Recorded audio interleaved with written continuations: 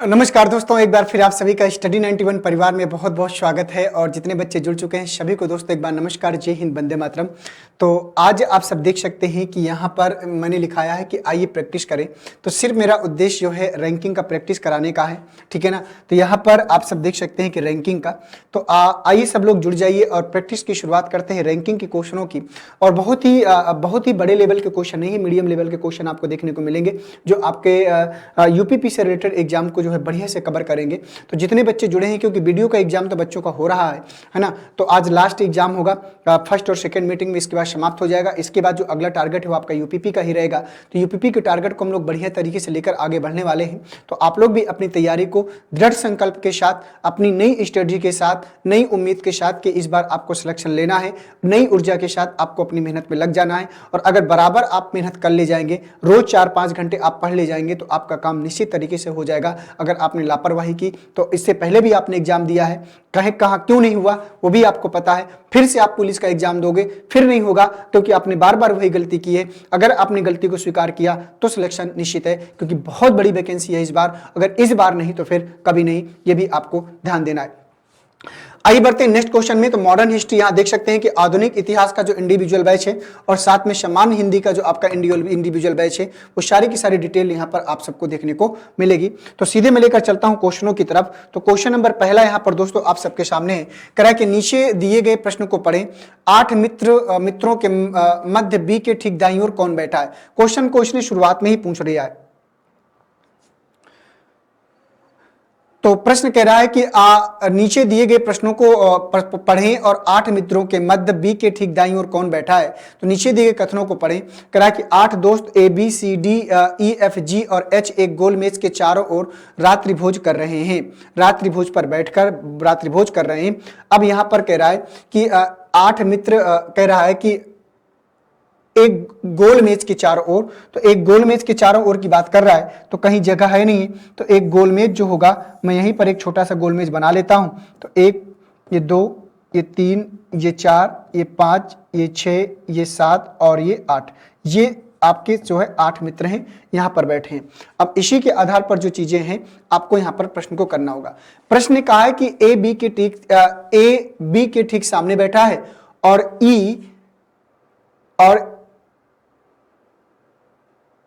के ठीक सामने एफ है। ए बी के ठीक सामने बैठा है और ई के ठीक सामने एफ है।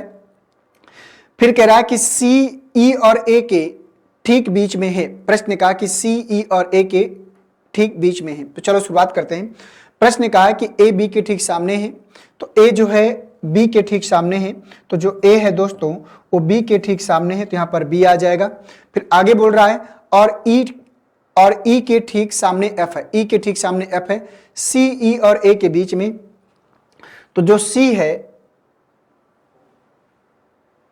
वो ई और ए के बीच में बैठा है। तो एक काम अगर करें तो सी ई और ए के ठीक बीच में है।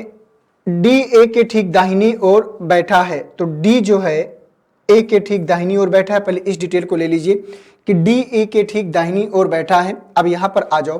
प्रश्न ने कहा कि सी ई और ए के बीच में, तो सी ई और ए के बीच में, तो अगर यहां डी आ गया तो सी को यहां ले आइए, ई को यहां ले आइए। उसने कहा कि जो सी है वो ई और ए के बीच में बैठा है। ये बोला है ना कि सी ई और ए के ठीक बीच में बैठा है। और आगे बोला है प्रश्न ने कि यहां पर कि और ई के ठीक सामने एफ है। तो ई के ठीक सामने एफ है, तो यहां पर कौन आएगा, एफ आएगा। ई के ठीक सामने कौन बैठा है, एफ बैठा है। आगे कह रहा है तो उपरोक्त प्रश्न का उत्तर देने के लिए नीचे दी गई किस अतिरिक्त जानकारी की आवश्यकता है। उसको आपको यह बताना है कि 8 मित्रों के मध्य बी के ठीक दाईं ओर, तो बी के ठीक राइट में यहां पर कौन सा आएगा ये आपको बताना है। ए सी और डी के बीच में है, तो इस इंफॉर्मेशन से पता नहीं चलेगा। कह रहा है कि सी जी के ठीक सामने है, तो सी जी के ठीक सामने है। तो अगर सी को जी के ठीक सामने बैठाते हैं तो यहां से आपको हो सकता है कि आंसर मिल जाए कि यहां पर 2 ही प्लेस खाली है, तो यहां पर इससे तो आंसर आपका मिल जाएगा। ठीक है, आगे बढ़ते हैं। कह रहा है कि बी जी और एच के बीच में है। तो जो बी है वो जी और एच के बीच में, तो जी किधर जाएगा, एच किधर जाएगा, कोई आइडिया नहीं, तो इससे भी आंसर नहीं मिलेगा। कह रहा है कि डी ए और एफ के बीच में है। तो जो डी है वो डी ए और एफ के बीच में, तो डी ए और एफ के बीच में इससे भी कोई डिटेल नहीं मिलेगी। तो सेकेंड वाला इसका सही आंसर होगा कि सी जी के ठीक सामने बैठा है। तो सी जी के ठीक सामने बैठा है, तो अगर जी यहां पर आएगा तो एक प्लेस खाली बचा है, और एक प्लेस वो भी किसका, कौन नहीं दिख रहा दोस्तों, तो यहां पर आपको जो है एच नहीं दिख रहा, तो यहां पर एच आएगा। उसने बोला है कि बी के ठीक दाईं ओर, तो बी के ठीक दाईं ओर एच बैठेगा। तो क्वेश्चन नंबर पहले का जो आंसर होगा वो किस में जाएगा, पहले का जो आंसर होगा वो ऑप्शन नंबर किस में जाएगा, सेकंड में। और अगर आपने ऑप्शन नंबर सेकंड आंसर किया है तो निश्चित रूप से प्रश्न आपका क्या करेगा, सही हो जाएगा। यहां पर एफ था, तो यहां पर एफ को आप बना लें, ठीक है, यहां पर एफ को आप बना लें। तो क्वेश्चन नंबर 1 का जो आंसर होगा वो ऑप्शन नंबर सेकंड में जाएगा। बोल रहा था ना कि उत्तर देने के लिए नीचे दी गई किस अतिरिक्त जानकारी की आवश्यकता है, तो अगर ये जानकारी हमको मिल जाएगी तो हम बता पाएंगे कि बी के राइट में कौन बैठा है। तो बी के राइट में एच बैठा है, तो क्वेश्चन नंबर पहले का जो आंसर होगा दोस्तों वो सेकंड वाले में जाएगा। चलते हैं क्वेश्चन नंबर सेकंड में। क्वेश्चन नंबर सेकंड को आप लोग ध्यान से पढ़ लीजिए और बताइए कि सेकंड का सही आंसर आप सब लोगों के अकॉर्डिंग किस में जाएगा। तो कोशिश करें कि सेकंड का सही आंसर किस में जाएगा।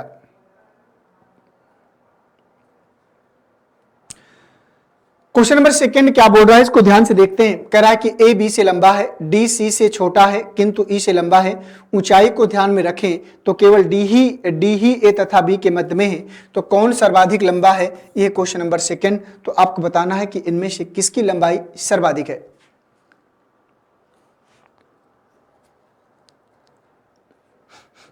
कह रहा है कि ए बी से लंबा है।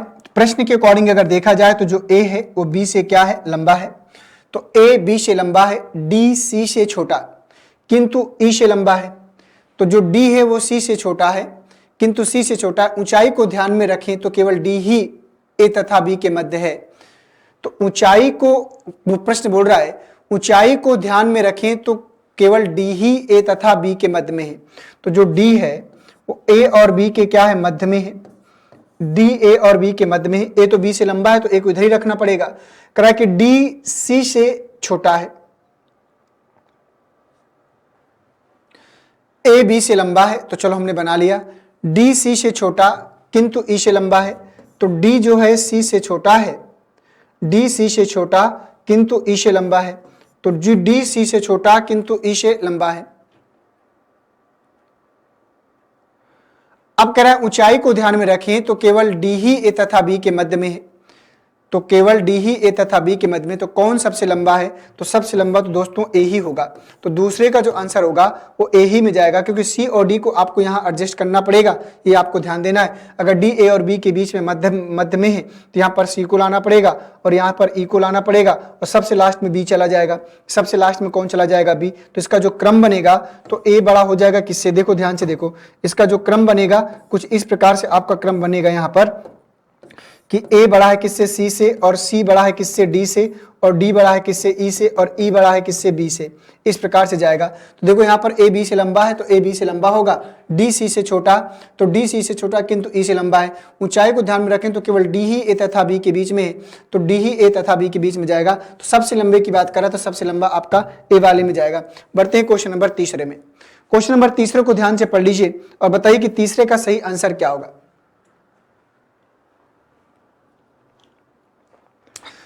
करा कि 6 मित्र L M N O P एवं क्यू एक वृत्ताकार दायरे में केंद्र की ओर मुख करके बैठे हैं। तो यहाँ पर कितने लोग हैं दोस्तों, टोटल 6 लोग हैं। इसको बैठा लिए और बताइए कि इसका सही आंसर क्या होगा। सिटिंग अरेंजमेंट का क्वेश्चन सदैव थोड़ा सा टाइम टेकिंग होता है। अगर क्वेश्चन अगर आपको उलझाना चाहेगा तो ऐसे ऐसे क्वेश्चन यहाँ बना सकता है कि आपका कितना समय लग जाए कोई आइडिया आपको नहीं होता है। तो चलो कोशिश करो और बताओ कि इसका सही आंसर क्या आएगा।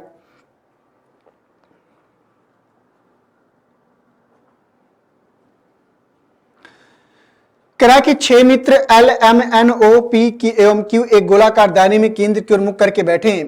तो 6 लोग हैं, तो 6 लोगों का पहले एक सर्कल बना लो। यहाँ पर इस प्रकार से हमने बना लिया। तो 1, ये 2, ये 3, ये 4, ये 5 और ये 6 केंद्र की ओर सर्कल में मुख करके बैठे हैं। चलो देखते हैं। सभी पड़ोसी अपने पड़ोसी से एक समान दूरी पर बैठे हैं, ठीक है। हर कोई किसी एक मित्र के एकदम बगल में बैठा है, ठीक है। एन ना तो ओ के ठीक बगल में है और ना ही एम के ठीक बगल में, एल ओ के सामने बैठा है।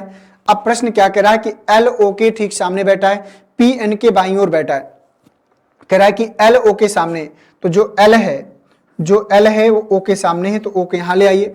एल ओ के सामने बैठा है, पी एन के बाईं ओर बैठा है, तो पी एन के बाईं ओर बैठा है। अब देखो प्रश्न क्या बोल रहा है, ना तो एन ना ओ, एन ना तो ओ के ठीक बगल में और ना ही एम के ठीक बगल में बैठा है। एन ना तो ओ के ठीक बगल में, तो दोस्तों एन यहां नहीं आएगा और एन यहां नहीं आएगा, तो एन ना तो ओ के ठीक बगल में बैठा और नहीं एम के। पी एन के बाईं ओर बैठा है, तो प्रश्न कह रहा है कि जो पी है एन के बाईं ओर बैठा है, तो पी एन के बाईं ओर बैठा है, तो एन को इधर बैठा लो और पी को इधर बैठा लो, तो पी एन के बाईं ओर बैठेगा और एन जो है ओ के बगल में नहीं बैठेगा। ठीक है, ये आपको ध्यान देना है। अब आगे प्रश्न कह रहा है कि एम को जो है प्रश्न ने बोला है एन ना तो ओ के ठीक बगल में है और ना ही एम के, तो यहां पर अब ये कंडीशन आएगी। अब आगे प्रश्न क्या बोल रहा है, एन ना तो ओ के ठीक बगल में बैठा है, तो एन ना तो ओ के ठीक बगल में बैठा है और ना ही एम के ठीक बगल में बैठा है। एल ओ के सामने बैठा है, पी एन के बाईं ओर बैठा है, तो जो पी है एन के बाईं ओर बैठा है, तो कह रहा है एन किन के बीच में बैठा है, तो एन पी और एल के बीच में बैठा है, तो पी और एल कहां है, एल और पी ऑप्शन नंबर 4 में। अब ये दो प्लेस बच गए हैं, तो इन दो प्लेस में स्थान क्लियर नहीं होगा, तो यहां पर ये दो प्लेस किसके किसके हैं, एक तो आपका एम नहीं दिख रहा और एक आपका कौन नहीं दिख रहा, क्यू नहीं दिख रहा, तो यहां पर या तो फिर एम आएगा या तो फिर क्यू आएगा, यहां पर है तो फिर क्यू आएगा या तो फिर एम आएगा, ये कंडीशन जाएगी, क्योंकि एम और क्यू की प्लेस आप नहीं बता पाएंगे, लेकिन हमें ये पता चल गया है कि एन किन के बीच में बैठा है, तो एन एल और पी की, पी और एल के बीच में बैठा है, और ये जाएगा ऑप्शन नंबर 4 में। तो तीसरे का जो आंसर होगा वो ऑप्शन नंबर 4 में जाएगा। तो बढ़िया क्वेश्चन था, बढ़ेंगे क्वेश्चन नंबर 4 में। क्वेश्चन नंबर 4 क्या बोल रहा है कि 5 व्यक्ति ए बी सी डी और ई एक गोल मेज के चारों ओर बैठे हैं, प्रत्येक कुर्सी सन्निकट कुर्सियों की समान दूरी पर है। तो ये कह रहा है कि 5 व्यक्ति ए बी सी डी एक गोल मेज के चारों ओर बैठे, तो यहां पर भी एक गोल मेज है, तो यहां पर भी एक गोल सर्कल आपको बनाना पड़ेगा। कितने व्यक्ति हैं, 5, तो 1 2 3 4 5, ये इस प्रकार से बैठे हैं। तो चलो बताओ यहां पर इसमें से बैठाल के बताओ इसका आंसर क्या होगा।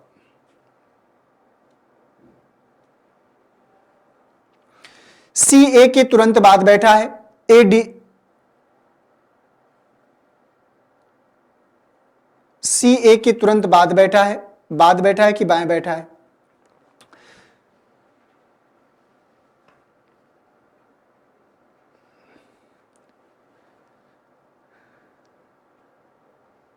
ए डी से 2 कुर्सी आगे बैठा है, तो जो ए है वो डी से 2 कुर्सी आगे बैठा है, तो 1 और 2, तो ए डी से 2 कुर्सी आगे बैठा है, ये प्रश्न बोल रहा है। सी ए के तुरंत बाद बैठा है, तो राइट साइड में अगर लेकर बैठा लें तो सी ए के तुरंत बाद बैठा है, ये हमने बना लिया। बी ए के तुरंत बाद बैठा है, तो जो बी है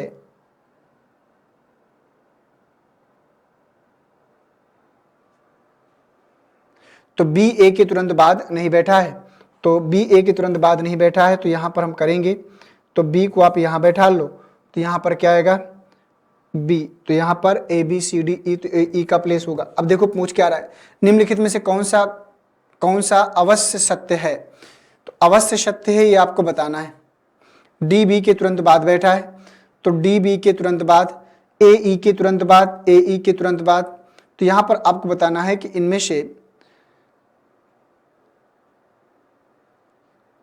निम्नलिखित में से कौन सा अवश्य सत्य है, निश्चित रूप से सत्य है, ये आपको बताना है। तो अगर दोस्तों यहां पर ध्यान से देखा जाए तो बाद की जब बात किया है तो यहां पर थोड़ा सा डाउट ये हो रहा है कि बात का मतलब राइट में लेकर चलना है कि लेफ्ट में लेकर चलना है, और जब इसको बैठा लें कि बी ए के तुरंत बाद नहीं बैठा, तो बी ए के तुरंत बाद तो नहीं बैठा, तो जब बी ए के तुरंत बाद नहीं बैठा तो बी यहां भी बैठ सकता था, बी यहां भी बैठ सकता था। डी बी के तुरंत बाद बैठा है, तो डी बी के तुरंत बाद बैठा है, तो यहां से देखा जाए तो निश्चित रूप से सत्य हो जाएगा, राइट साइड में जिसे हमने बैठा ला था। तो और ए ई के तुरंत बाद बैठा है, तो ए ई के तुरंत बाद नहीं, तुरंत पहले हम कह सकते हैं कि तुरंत पहले बैठा है, तो केवल कथन फर्स्ट में जाएगा। ठीक है, केवल कथन, क्योंकि हमने राइट साइड का एरिया लेकर बनाया है, तो ये आपको ध्यान देना है। तो क्वेश्चन नंबर पहले का जो आंसर, चौथे का आंसर आएगा पहले वाले में। क्वेश्चन नंबर 5 में आ जाओ, कह रहा है कि 4 मित्र एबीसीडी एक कॉफी शॉप में बैठे हैं। क्वेश्चन नंबर 5 क्या बोल रहा है कि 4 मित्र एबीसीडी एक कॉफी शॉप में बैठे हैं, ए व बी आमने सामने बैठे हैं। तो मान लो एक 4 मित्र हैं, एक टेबल में कॉफी शॉप में इस प्रकार से आमने सामने बैठे हैं। ठीक है, मान लो बीच में कॉफी रखा हुआ है, तो कह रहा है ए व बी आमने सामने बैठे हैं, डी ए के बगल में नहीं बैठा है, किंतु वह ए के चेहरे के भाव को स्पष्ट रूप से देख सकता है। बी सी से बात कर रहा है तो उसके सामने कौन बैठा है? अब देखो पहला कि ए और बी आमने सामने बैठे, तो मान लो ए और बी क्या है, आमने सामने बैठे। ये बोल रहा है कि डी ए के बगल में नहीं बैठा, तो जो डी है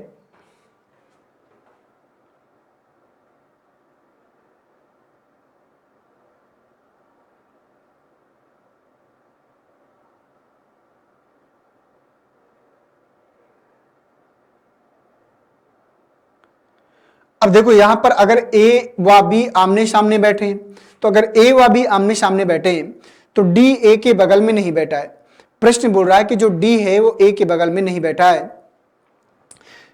किंतु वह ए के चेहरे के भावों को स्पष्ट रूप से देख सकता है। तो इसका मतलब क्या हुआ? ये हमको लगता है प्रश्न में कुछ फॉल्टिंग है, तो डी को यहां बैठा लेंगे। तो बी सी से बात कर रहा है, तो बी सी से बात कर रहा है तो बी और सी एक दूसरे के क्या होंगे? ये अपोजिट हो जाएंगे, वहां पर थोड़ा सा प्रॉब्लम हो सकती है। बी सी से बात कर रहा है जो उसके सामने बैठा है, ठीक है। तो साथ साथ कौन बैठे हैं? तो साथ साथ कौन बैठे हैं?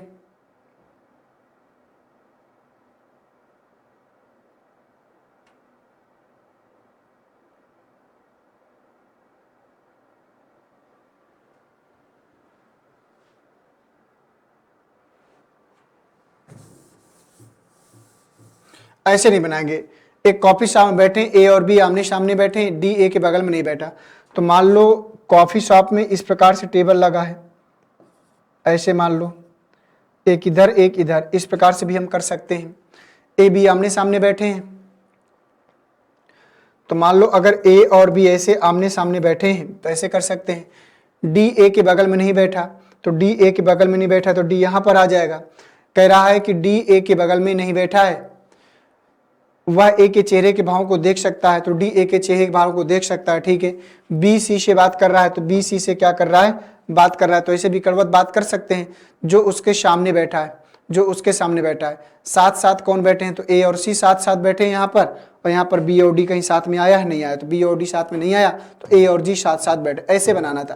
तो पांचवें का जो आंसर होगा वो फर्स्ट में जाएगा। अगर आप ऐसे बनाते हो, सर्कल में बनाते हो या वर्ग में बनाते हो, तो ये बात गलत हो जाएगी, यहाँ से भी और यहाँ से भी।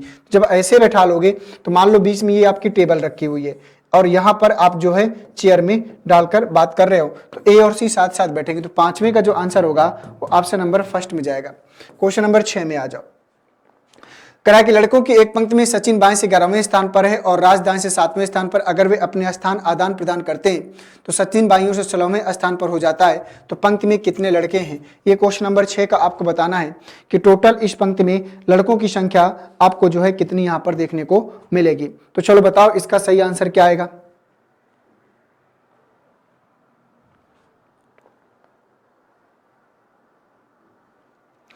क्वेश्चन नंबर 6 को ध्यान से देख लें और बताएं कि 6 का सही आंसर क्या हो जाएगा।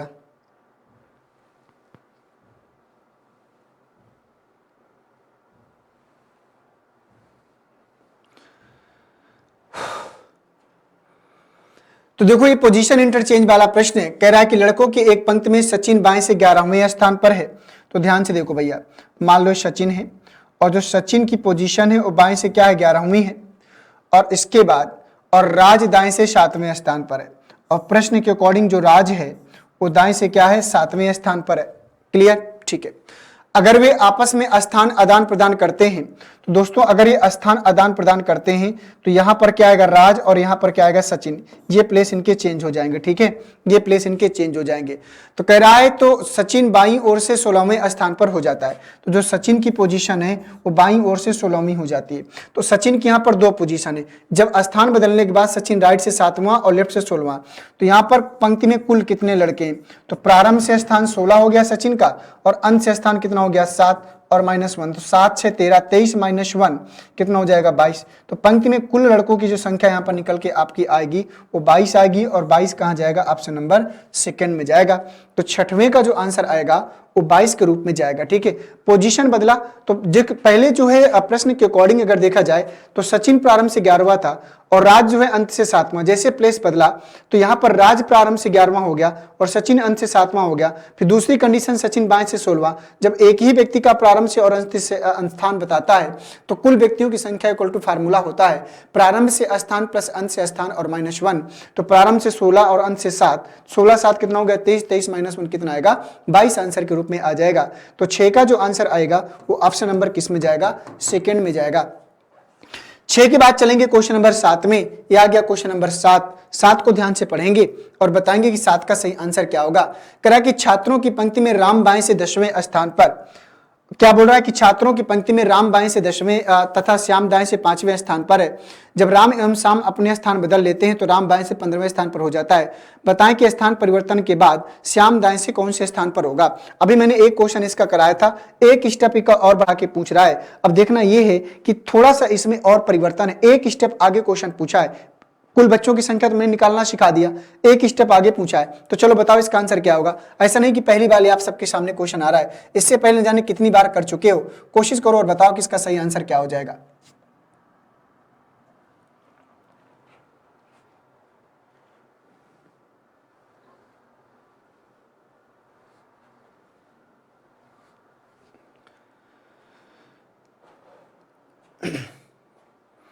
तो चलो दोस्तों देखते हैं। देखिए प्रश्न क्या बोल रहा है कि छात्रों की एक पंक्ति में राम बाएं से 10वां है। तो छात्रों की जो एक पंक्ति है तो जिसमें राम की पोजीशन बाएं से क्या है 10वीं है, ठीक है, और श्याम दाएं से क्या है 5वां है। तो श्याम की जो पोजीशन है वो राइट से क्या है 5वीं है, ठीक है। श्याम की पोजीशन दाएं से 5। जब राम और श्याम स्थान बदलते हैं तो राम और श्याम जब स्थान बदलेंगे तो राम यहां पर और श्याम यहां पर, इन दोनों की पोजीशन चेंज हो जाएगी, ये आपको ध्यान देना है। तो स्थान बदलते हैं तो राम बाएं से 15वें स्थान पर हो जाता है। तो राम की जो पोजीशन है वो बाएं से कितनी हो जाती है 15वीं।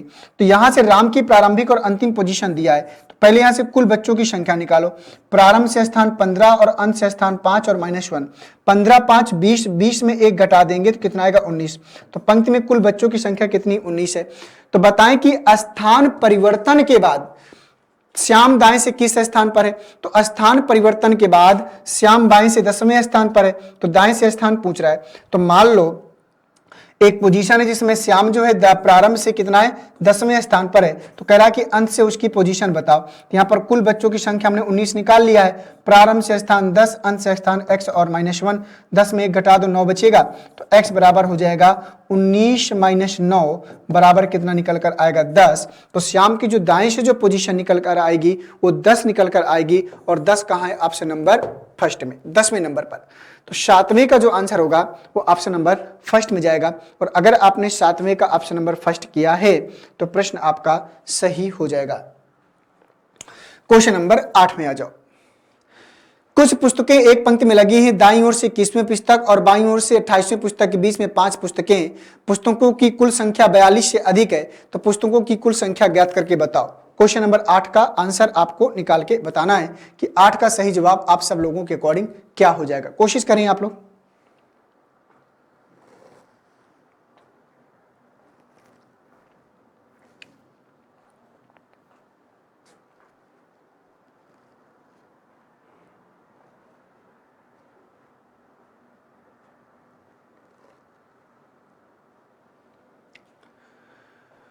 कुछ पुस्तकें एक पंक्ति में लगी हैं, दाईं ओर से 21वीं पुस्तक और बाईं ओर से 28वीं पुस्तक।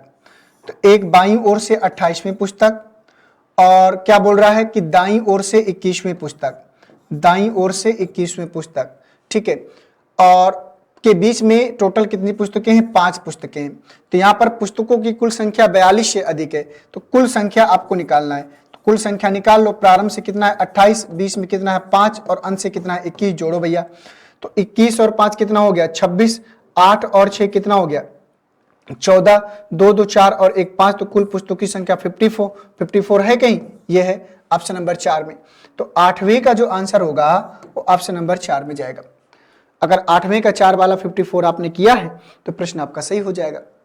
8वें का चौथा वाला। 9 में आ जाओ भाई, क्वेश्चन नंबर 9 में आ जाओ। ये आ गया 9।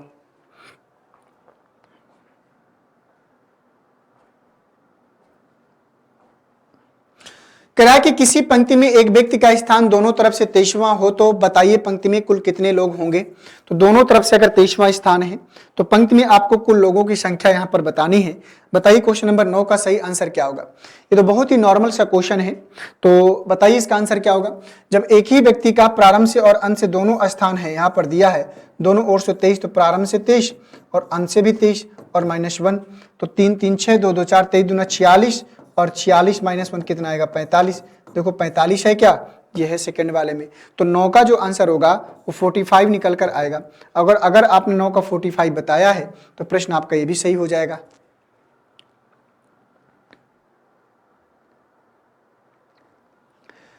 तो 9 के बाद चलेंगे क्वेश्चन नंबर 10 की तरफ, और 10 को देखते हैं क्या बोल रहा है। कह रहा है कि 40 विद्यार्थियों की एक पंक्ति में नेहा का स्थान नीचे से 16वां है, तो बताइए कि ऊपर से उसका स्थान क्या होगा। तो कुल व्यक्तियों की संख्या यहां पर 40 आपको दे रखा है, एक स्थान दे रखा है अंतिम, तो आपको जो है कहां से दे रखा है, उसने नीचे से दिया है, तो ऊपर से आपको बताना है। बताइए, फार्मूले में वैल्यू रख दीजिए, आंसर आपको आसानी से मिल जाएगा। बहुत ज्यादा एक्स्ट्रा कुछ करने की आपको यहां पर आवश्यकता नहीं होती है।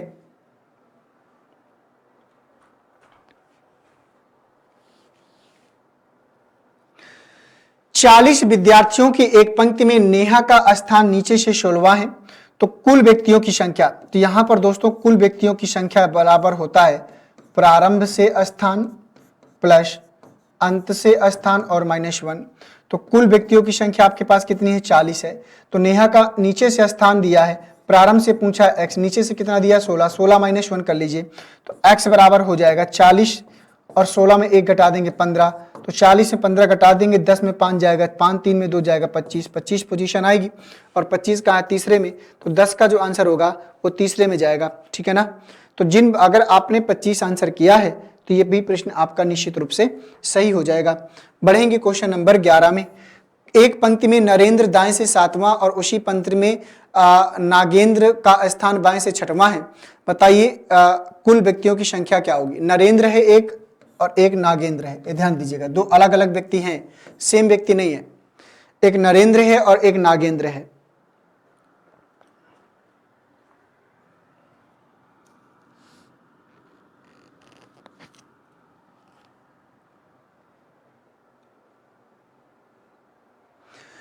एक पंक्ति में नरेंद्र दाएं से क्या है, 7वां है। तो एक पंक्ति में नरेंद्र दाएं से 7वां है, तो दोस्तों जो नरेंद्र की जो पोजीशन है दाएं से 7वीं है और नागेंद्र का स्थान बाएं से 6वां है। तो ये मान लीजिए ये क्या है, नागेंद्र है, नागेंद्र का स्थान बाएं से 6वां, तो ये क्या है, ये नागेंद्र है, और दाएं से जो पोजीशन है नरेंद्र की वो 7वीं है। ये कौन है, ये नरेंद्र है, ये नागेंद्र है और ये नरेंद्र है। कह रहा कि बताइए कुल व्यक्तियों की संख्या।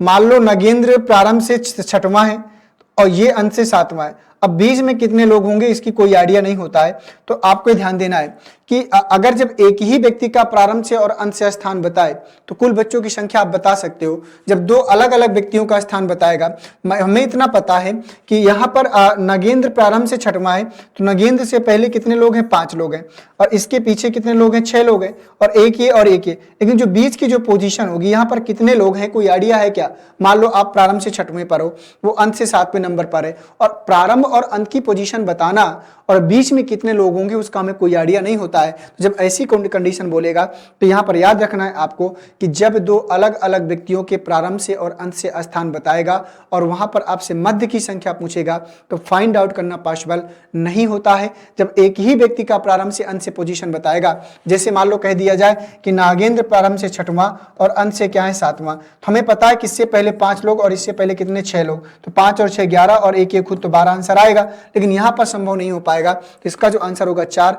आंकड़े क्या हैं, अधूरे हैं। तो 11 का जो आंसर होगा वो ऑप्शन नंबर 4 में जाएगा। तो यहां पर आंकड़े क्या हो जाएंगे, अधूरे हो जाएंगे। ठीक है, आंकड़े अधूरे हैं। क्वेश्चन नंबर 12 में आ जाओ। 12 क्या बोल रहा है कि किसी कक्षा में 5 विद्यार्थियों में आशीष की रैंक ऊपर से दूसरी तथा नीचे से 13वीं है। यदि 7 विद्यार्थी फेल हो जाएं तथा 3 अनुपस्थित हों तो कक्षा में कुल विद्यार्थियों की संख्या कितनी होगी। बताओ भाई।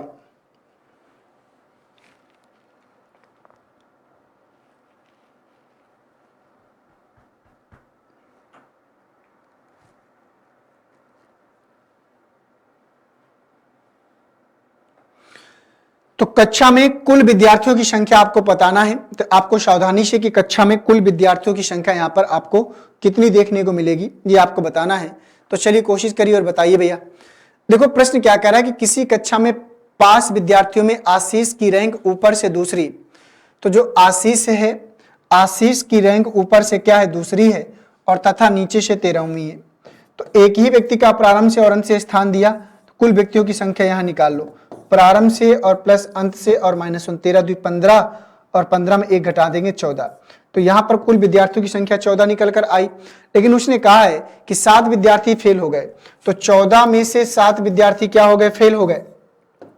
तो भी कक्षा के ही छात्र हैं ना, भले ही फेल हो गए लेकिन कक्षा के स्टूडेंट हैं। 3 अनुपस्थित रहे, वो भी कक्षा के स्टूडेंट है। तो 7 3 10 और तो 10 10 20, तो यहाँ टोटल कितने निकल कर आएंगे, 24। तो कक्षा में 24 स्टूडेंट थे। क्यों? क्योंकि 30 अनुपस्थित जरूर थे लेकिन वो भी कक्षा के स्टूडेंट है। अगर ये पूछता कि कक्षा में कुल उपस्थित छात्रों की संख्या, तो अगर उपस्थित छात्रों की संख्या पूछता तो 3 अनुपस्थित थे तो उनको काउंट नहीं करते। लेकिन जब कुल छात्रों विद्यार्थियों की संख्या पूछ रहा है तो आपको ध्यान देना है कि वो भी तो कक्षा के ही स्टूडेंट है, किसी कारणवश आज नहीं गए होंगे क्लास में, है ना। तो ये आपको ध्यान देना है। तो यहाँ पर ये हो गया आपका 24 आएंगे टोटल। तो 14 वो 7 वो 7 3 10 14 10 24 हो जाएगा। तो आंसर 12 का जो आंसर होगा वो सेकेंड वाले में 24 आपका आंसर के रूप में देखने को यहां पर मिलेगा।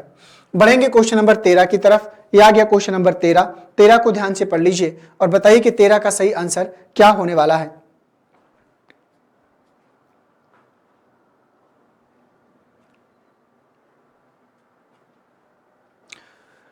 क्वेश्चन नंबर 13 दोस्तों क्या बोल रहा है, कह रहा है कि किसी कक्षा में पास विद्यार्थियों में रीता की रैंक नीचे से 7वीं तथा ऊपर से 12वीं है। यदि परीक्षा में 2 विद्यार्थी फेल हो जाएं तथा 1 अनुपस्थित हो तो कक्षा में कुल विद्यार्थियों की संख्या।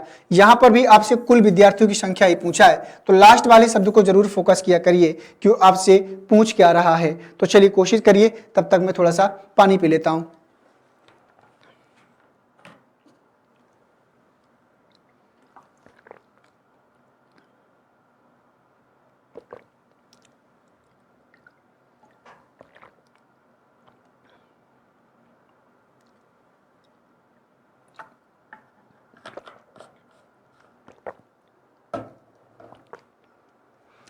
बोले भैया 13 का सही जवाब क्या हो जाएगा।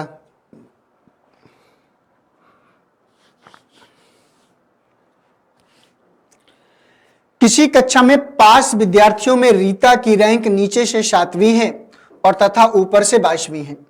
तो रीता की रैंक ऊपर से प्रारंभ से 22वीं और नीचे से 7वीं। तो कुल बच्चों की संख्या पहले निकालो यहां पर।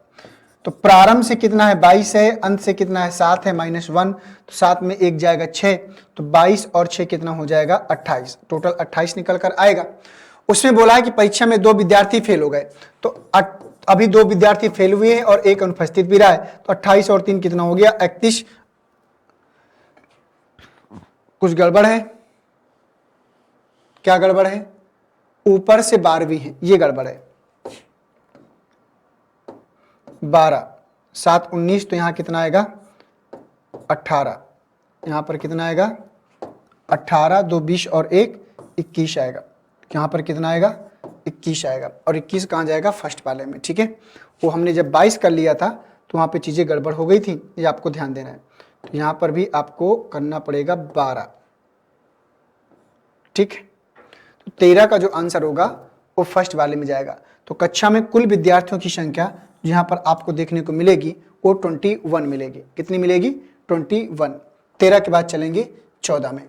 तो दोस्तों क्वेश्चन नंबर 14 में बढ़ने से पहले आप सब देख सकते हैं कि अभी तक स्टडी 91 के द्वारा जितनी भी बुक्स आप लोगों को प्रोवाइड की गई हैं उसकी यहाँ पर डिटेल है, इंफॉर्मेशन है। तो ये देख सकते हैं कि अपनी हिंदी की किताब, अपनी हिंदी RO की किताब, और साथ में आपको यहाँ पर स्टैटिक जीके की बुक भी प्रोवाइड की गई है। संपूर्ण अध्ययन सामग्री के साथ में यूपी SSSC पेट का किताब है, संपूर्ण किताब है।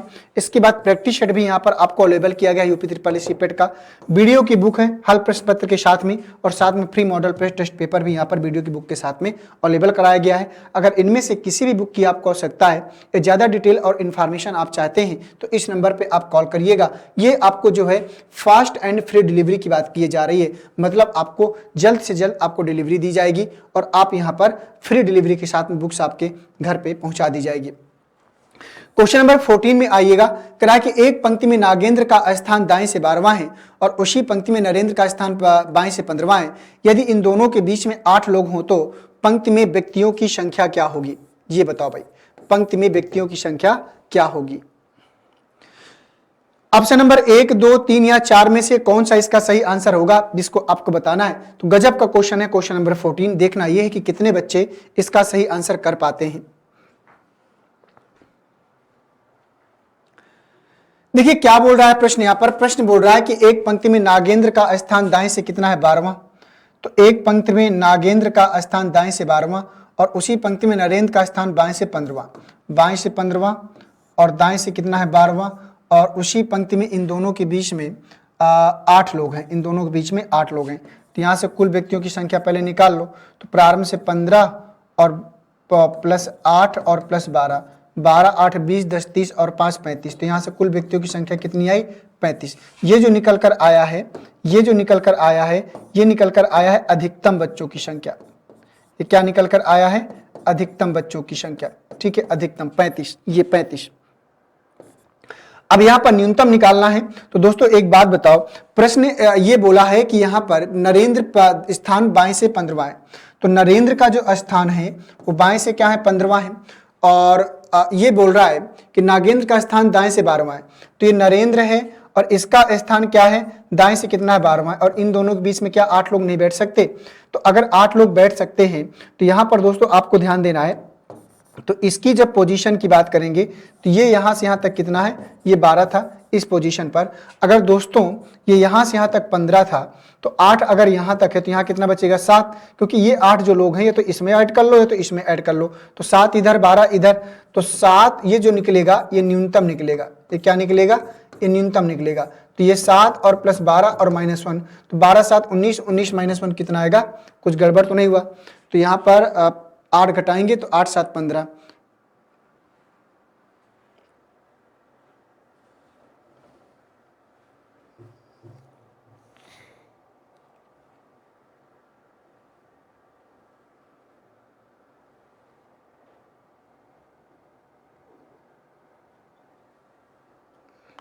देखो यहां पर क्या होता है,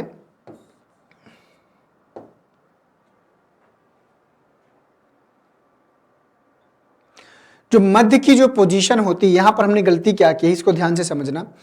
जो मध्य की जो पोजीशन होती है वो रैंक से सदैव क्या होती है? एक कम होती है। ये आपको ध्यान देना है। तो जो मध्य की जो पोजीशन होती है वो रैंक से सदैव एक कम होती है। तो यहां पर अगर मध्य की पोजीशन रैंक से एक कम होती है तो यहां पर मध्य में कितने लोग हैं? 8 लोग हैं। तो जब मध्य में 8 लोग हैं तो यहां पर आप एक कम करके लिखेंगे 7। जब यहां 7 लिखेंगे तो यहां कितना बचेगा? यहां पर बचेगा 1 सेकेंड।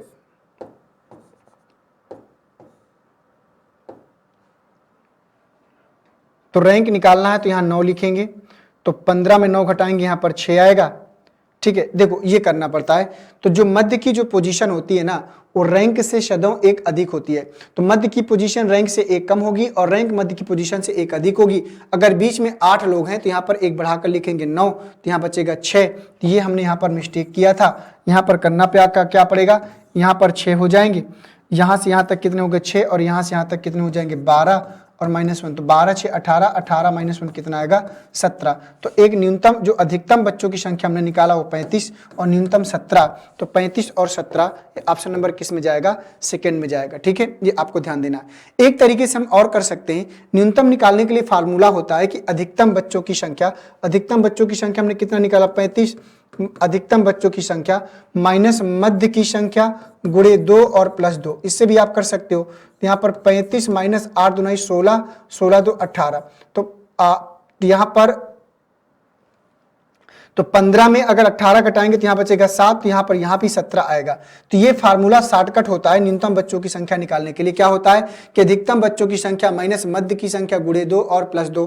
तो 35 में 18 घटाएंगे तब भी आपको न्यूनतम बच्चों की संख्या यहाँ पर 17 मिलेगी। चाहे आप ऐसे कर लो, चाहे ऐसे कर लो और चाहे आप ऐसे कर लो। ठीक है, तो इस प्रकार से इस प्रश्न को करने के आपके पास 2 तरीके होते हैं। 15 में आ जाओ। कहा किसी पंक्ति में रीता का स्थान ऊपर से 10वां है और उसी पंक्ति में गीता का स्थान नीचे से 15वां है। यदि दोनों दोनों के बीच में 6 लोग हों तो पंक्ति में कुल व्यक्तियों की संख्या आपको बताना है कि क्या होगी। तो दोनों के बीच में 6 लोग, तो ध्यान से देखो, किसी पंक्ति में रीता का स्थान ऊपर से कितना है 10वां, ठीक है, और उसी पंक्ति में गीता का स्थान नीचे से क्या है 15वां, उसी पंक्ति में गीता का स्थान नीचे से कितना है 15वां, और इन दोनों के बीच में कितने हैं 6 लोग। तो पहले यहां से कुल बच्चों की संख्या निकाल लो, ये जो निकलेगा अधिकतम निकलेगा, तो 10 और प्लस 6 और प्लस कितना हो जाएगा 15, 10 और 6 16, तो 10 और 6 16, 15 दुनाई 30, 30 और 1 कितना हो जाएगा 31, तो कुल बच्चों की संख्या यहाँ 31 आएगा। 31 आंसर के रूप में दिया है, 31 आंसर के रूप में दिया है, तो न्यूनतम यहाँ पर दिया नहीं है, तो न्यूनतम दिया नहीं, तो न्यूनतम हम निकालेंगे नहीं, ठीक है, न्यूनतम हम निकालेंगे नहीं। तो ये जो 31 निकल कर आएगा, ये जो आपका निकल कर आएगा अधिकतम बच्चों की संख्या है निकल कर आएगी। अगर यहाँ पर न्यूनतम हमको निकालना हो, अगर यहाँ पर न्यूनतम हमको निकालना हो, तो न्यूनतम निकालने के लिए फार्मूला होता है अधिकतम बच्चों की संख्या हमने निकाला 31 माइनस मध्य की संख्या 6 गुणे 2 और प्लस 2, ऐसे कर सकते हैं। 6 दुनाई 12 और 2 14, तो 31 में जब 14 घटाएंगे तो 11 में अगर 7 घटा दें कितना बचेगा 7 बचेगा, और 2 में 1 जाएगा 1, तो यहाँ पर न्यूनतम 17 आएगी, अधिकतम 31 आएगी। तो यहाँ अधिकतम दिया है तो अधिकतम ही होगा। इससे पहले वाले प्रश्न में क्या था कि अधिकतम और न्यूनतम दोनों दिया था, और जब दोनों देगा तो आंसर के रूप में दोनों ही जाएगा, ये नहीं कि सिर्फ आप जो है अधिकतम निकाल लो आंसर हो गया। जैसे इससे पहले वाले प्रश्न में यही था कि यहाँ पर आप सिर्फ अगर आप 35 करते हो आंसर तब भी गलत था, अगर आप सिर्फ 17 दे रहे हो तो तब भी गलत था। तो 35 या 17 दोनों आपको आंसर हमने देना था, एक अधिकतम और एक न्यूनतम दोनों कंडीशन में आंसर आते हैं। ये गलती आप एग्जाम में नहीं करेंगे, ये आप ध्यान देंगे। क्वेश्चन नंबर 16 में आओ और 16 का आंसर बताओ कि क्या आएगा। क्वेश्चन नंबर 16 को पढ़ लें और बताएं कि 16 का सही जवाब आप सब लोगों के अकॉर्डिंग क्या होगा। कह रहा है कि एक पंक्ति में प्रवीण का स्थान दाएं से 8वां है। क्या बोल रहा है कि एक पंक्ति में प्रवीण का स्थान दाएं से 8वां है और उसी पंक्ति में राहुल का स्थान बाएं से 13वां है। यदि दोनों के बीच में 5 लोग हों तो कुल व्यक्तियों की संख्या। तो यहां पर अधिकतम और न्यूनतम आपको दोनों निकालना पड़ेगा। 14 या 26 दिया है, तो देखो 14 या 26 जाएगा क्या, इनमें से कोई नहीं जाएगा। तो एक पंक्ति में प्रवीण का स्थान दाएं से क्या है 8वां है और उसी पंक्ति में राहुल का स्थान बाएं से 13वां है।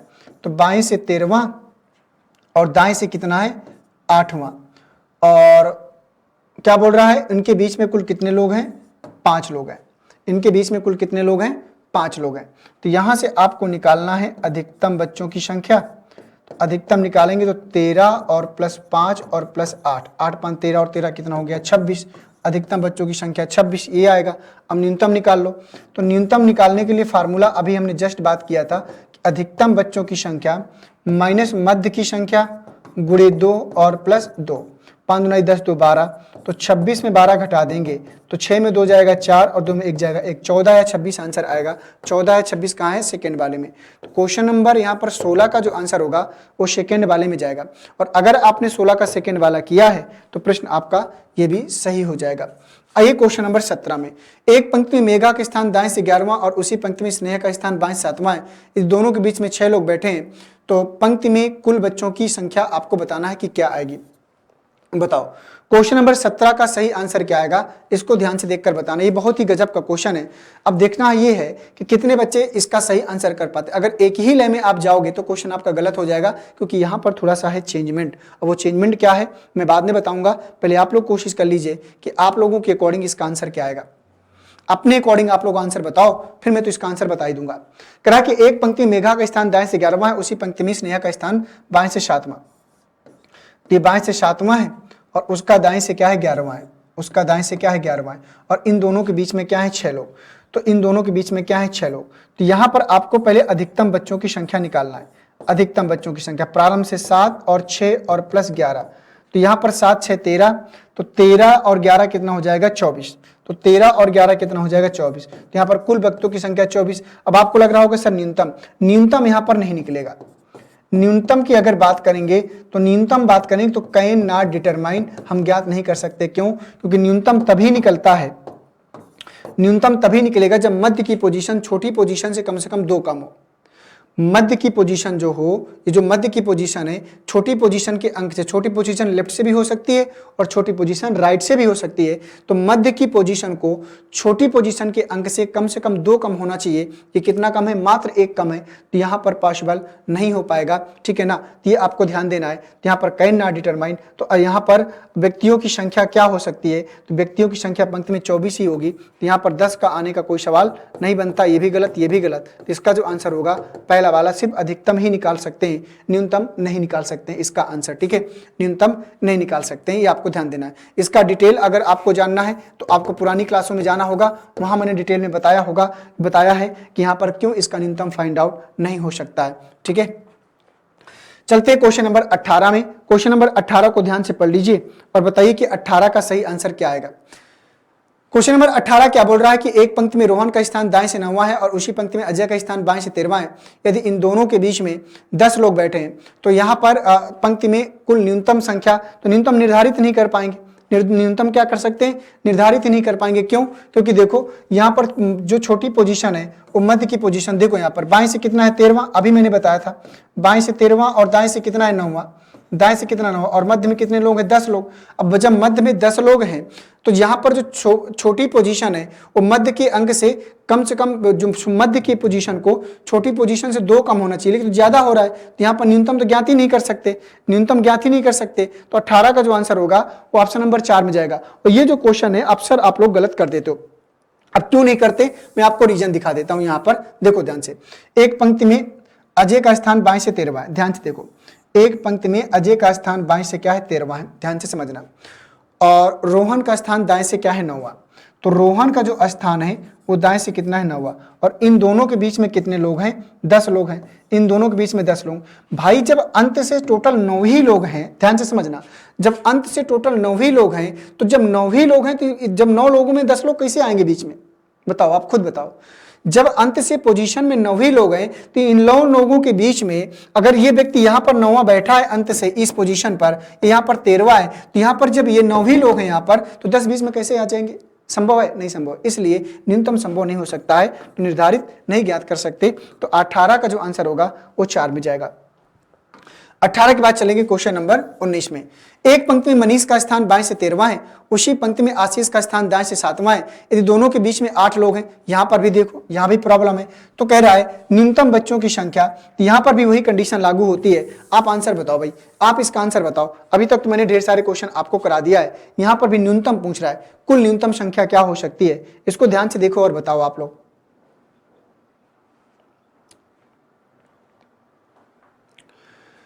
बाएं से 13वां, मनीष का जो स्थान है दोस्तों वो बाएं से क्या है 13वां है। प्रश्न के अकॉर्डिंग अगर देखा जाए तो मनीष का स्थान बाएं से क्या है 13वां है। तो चलो देख लेते हैं, मनीष बाएं से 13वां बैठा है, कोई दिक्कत नहीं। उसी पंक्ति में आशीष का स्थान दाएं से 7वां है, तो उसी पंक्ति में आशीष का स्थान क्या है दाएं से 7वां है, और इन दोनों के बीच में कितने लोग हैं 8 लोग। जब यहाँ पर 7 लोग ही हैं तो बीच में 8 लोग नहीं आ सकते, तो न्यूनतम निर्धारित नहीं किया जा सकता। तो यहाँ पर ध्यान देना होगा कि ये छोटी मध्य का जो अंक है वो छोटी पोजीशन से 2 कम होना चाहिए। अगर यहाँ पर 5 होता तो आंसर मिल जाता, ठीक है। तो ये भी निर्धारित नहीं किया जा सकता। बढ़ेंगे क्वेश्चन नंबर 20 में। कहा कि 50 व्यक्तियों की एक पंक्ति में राहुल का स्थान दाएं से 22वां 12वां है और उसी पंक्ति में विनय का स्थान बाएं से 22वां है। तो बताइए कि इन दोनों के बीच में कितने लोग होंगे। ये आ गया क्वेश्चन नंबर 50। कहा कि 50 व्यक्तियों की एक पंक्ति में, तो कुल बच्चों की जो संख्या यहाँ पर है वो कितनी है 50 है। राहुल का जो स्थान है वो दाएं से कितना है 12वां है, और उसी पंक्ति में विनय का स्थान कितना है 22वां है। तो ये जोड़ लो, 4 2 और 2 4, 2 और 1 3, 34 आया। तो दोनों का जो योग फल है वो कुल व्यक्तियों से क्या है कम है। तो 50 में आप 34 घटा दो तो यहाँ पर 6 आएगा और यहाँ पर 16। तो दोनों के बीच में कितने लोग हो जाएंगे 16 लोग हो जाएंगे। अगर दोनों का योगफल कुल व्यक्तियों से कम आता है तो कुल व्यक्तियों के योगफल में दोनों के योगफल को घटा देंगे तो मध्य की पोजीशन आपको मिल जाती है। तो 20 का जो आंसर होगा वो किस में जाएगा, ऑप्शन नंबर फर्स्ट में 16 आंसर आएगा।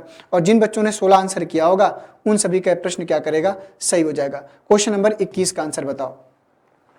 क्वेश्चन नंबर 21 क्या बोल रहा है, इसको ध्यान से पढ़ लो। कह रहा है कि 36 व्यक्तियों की एक पंक्ति में रोहन का स्थान ऊपर से 8वां है और उसी पंक्ति में सोहन का स्थान नीचे से 13वां है। बताइए कि दोनों के बीच में कुल कितने लोग होंगे। अभी जस्ट मैंने एक प्रश्न इसका कराया है, तो यहां से देखो कुल व्यक्तियों की संख्या कितनी है। यहाँ पर कुल व्यक्तियों की संख्या कितनी है 36 है।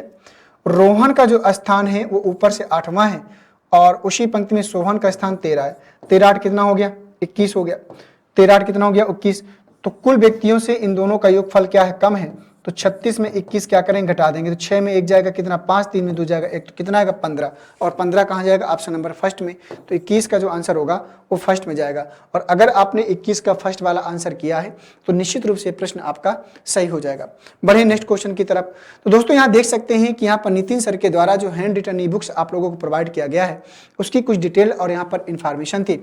यहाँ पर देख सकते हैं कि प्राचीन इतिहास का, मध्यकालीन इतिहास और आधुनिक, मतलब इतिहास के तीनों पार्ट हैं जो ई बुक्स के रूप में आपको नोट्स के रूप में खुद से बनाई हुई नोट्स से आपको प्रोवाइड की जा रही है। और साथ में यहाँ पर फिजिक्स, केमिस्ट्री और बायोलॉजी की तीनों पार्ट यहाँ पर अवेलेबल है। समान हिंदी का आपको मिल जाएगा, भारत का भूगोल मिल जाएगा, और भारतीय राज्य व्यवस्था मतलब संविधान का भी ई बुक्स यहाँ पर आपको चीजें यहाँ पर मिल जाएंगी। तो दोस्तों थैंक यू लिखकर आ गया है, तो इसका मतलब है कि आज की जो हमारी श्रृंखला थी उसको यहाँ पर हमने क्या किया, कंप्लीट कर लिया। और उम्मीद करता हूँ कि थोड़ा सा स्पीड तेज रही है, और जानबूझ के मैंने स्पीड को तेज रखा है क्योंकि क्वेश्चनों का लेवल उतना अच्छा नहीं, मतलब बहुत ज़्यादा हाई नहीं था कि आप लोग नहीं कर सकते थे। जो बच्चे इससे पहले बेसिक चीज़ें अगर क्लियर हैं तो आसानी से आपने हर क्वेश्चन का आंसर दिया होगा, मुझे इतनी उम्मीद है। ठीक है, तो चलिए थैंक यू सभी को दोस्तों, नमस्कार, जय हिंद, वंदे मातरम। आप सभी को मिलेंगे आप सभी से नेक्स्ट क्लास में। थैंक यू सभी को।